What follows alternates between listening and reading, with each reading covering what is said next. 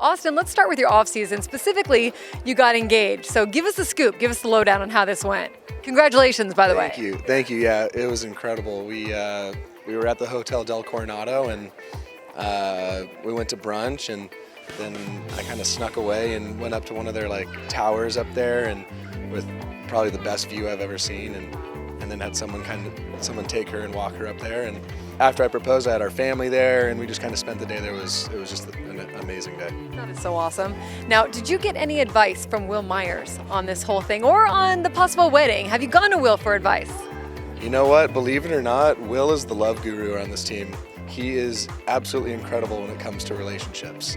So, are we being sarcasm there, or is it? Okay. There's no sarcasm. For all the things unexpected. For all the things that he gives terrible advice on, relationships, he's actually really, really good at giving advice. I love learning this about Will, because who would have thunk it? Okay, so you'll go to him. I like it. All right, you seem like you have a renewed spirit to you. It's something I noticed at the end of last year, and it seems especially this year. Is that accurate, or is there something behind that?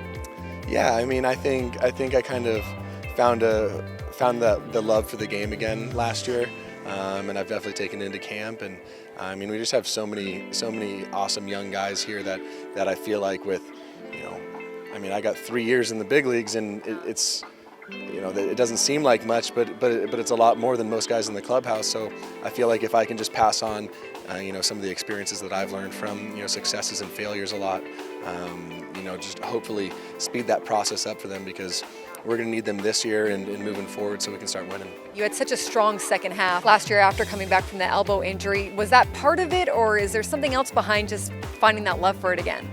Yeah, I think not really. I think it was just being okay with everything no matter what happened. I think baseball is what we do, it's not who we are. And I think just remembering that, now I got a fiance back home, I've got a family that I love, I got a dog that's awesome. I've got all kinds of amazing things that, I love baseball, and I want to win more than anything, but it's a game of failure. And if you go home and every time you don't have a good game and you're miserable, it's a tough life. And if you can be the same guy no matter when you win or lose, I think that's a good way to do it. All right, let's go back to that second half of last year. Did anything change for you at the plate, or was there anything behind that strong offensive finish? I mean, physically, I think I just got into my legs a little bit, started using some of the bigger muscles. But overall, I think with doing that, I think I put myself in a position to swing at good pitches. And that's one of kind of my goals going into this year, is just to have good plate discipline, swing at the pitches I want to swing at that I can do damage on.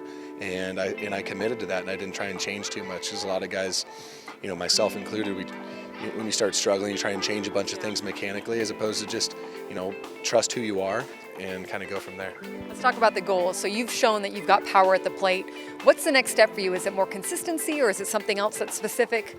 Yeah, I mean, I think that's it. I think it's overall consistency. The best players in the game are consistent at the plate, and they make good decisions. It's just it's as simple as swinging at your pitch and not swinging at anything that's not your pitch. So I work on that in the cage with J-Wash in BP, and now we got some live bullpens, and that's the goal going through spring training, so I can hopefully take that into the season and be more consistent. You've got Francisco Mejia here. You're no stranger to the rumors in the offseason that the Padres might be trying to acquire another catcher. No one wants to hear someone might take their job, right? How do you handle that? And especially when you're vocal about wanting to play at least 130 games, if not more.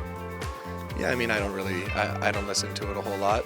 I think I've made it very clear that that's how many games I want to catch. I think the best catchers in the game catch 130, 140 games, and that's what I'm putting my body and my mind in position to do this year. And I'm really excited to try and lead this pitching staff, and I feel like I can help them out a lot.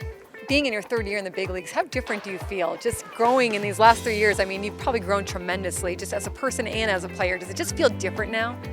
Yeah, I think the more time you get in the big leagues, the more you really feel like you belong. Because at first it's kind of a dream. You're in this crazy world with big stadiums and thousands of people and on TV, and it's weird. It's different. You don't get that feeling in the minor leagues, and once you've done it for so long, I think you start to feel a little bit more comfortable there. And so the idea for me is to feel comfortable, but not take it for granted, and appreciate each day and just keep growing. All right, you're no stranger to working with the young arms. You did it all last year. Now you've got another wave of young arms coming through. Do you enjoy this process, just working with these young guys? Yeah, I do. I really do. They, just seeing how eager they are to get better and how badly they want to make the big leagues. It reminds me of when I was there. It's such a hunger. It's something that you've dreamed about your whole life, and I want nothing more than to see these guys dominate the minor leagues and come up and help us hopefully win a World Series in the big leagues. Austin, thank you so much. Good luck this season. Thank you.